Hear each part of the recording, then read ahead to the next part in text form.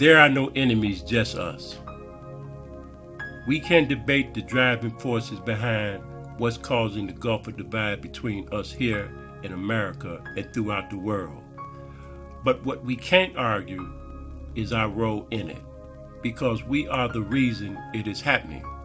We have for so long now allowed things to simmer until they are now threatening to boil over. Everyone loves to blame the other, but no one ever stops to ask themselves, what am I doing that is contributing to the problem? We're like laboratory mice that have been so conditioned to see and think a certain way until no matter what else they are shown, they can't see or hear. We find it difficult to understand that we're all the same and have the same wants and needs, and none of us is better than the other. Oh, sure, we like to talk about our differences as if they make us different, but we're not different from one another. We have just been conditioned to believe that we are.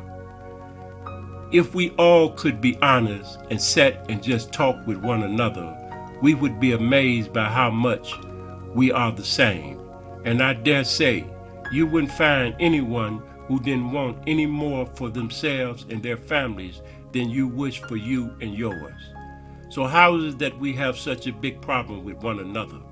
Well, as it turns out, it's somewhat complicated.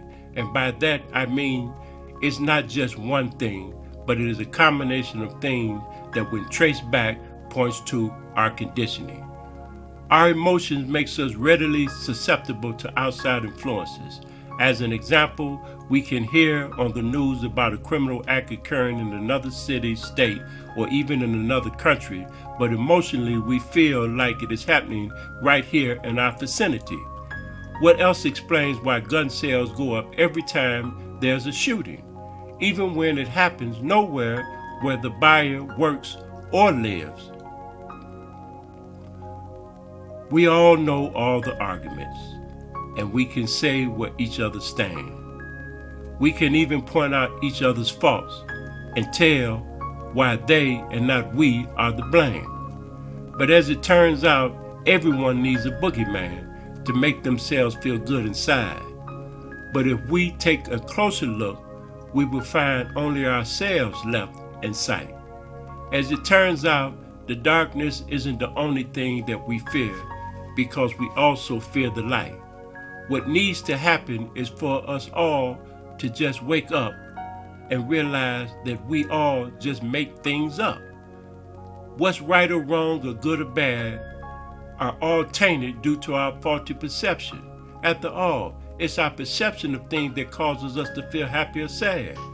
We're just frightened little children who don't seem capable of finding our way around without an adult to hold our hand and lead us around. We can all blame our Maker because He created us this way.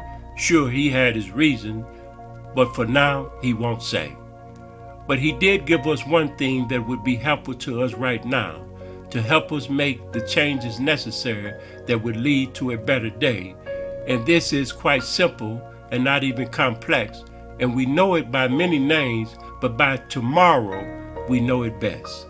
There's no good reason for hatred, for being poor, alone without a friend, or ill without comfort, or disliking someone because of their sex or the color of their skin. The same God that created you also created me, and He didn't create me to be cruel towards you, nor did He create you to be cruel towards me. Hurting each other for whatever the cause makes no sense, because in the end, all we ever do is end up hurting ourselves. We can change the world if we dare to believe that there's no place in the world for pain. You see? What if we all decided it all must end right now? Stop being enemies and all become friends. Would it be so bad to not live in fear, to never again know pain, and not have to ever again shed a sorrowful tear? Remember, we always have tomorrow, and it doesn't have to look like today. So can we all work together to find that better day? Years from now, we could look back on today in total disbelief, unified around one single belief. No one has the right to cause another grief. Live your life as you so please, always respecting others through your deeds. And maybe then our Maker will tell us why He gave us fear and the need to love most sincere. Today, we are arguing about who's right or wrong, as if either side were correct, it would resolve all our differences and we would have no issues between us anymore.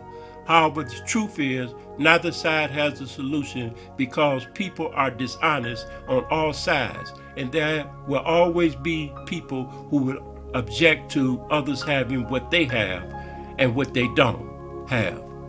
However, what we as human beings should be striving for is to figure out how to make everyone's life as good for them as it can be. Otherwise, what are we trying to achieve?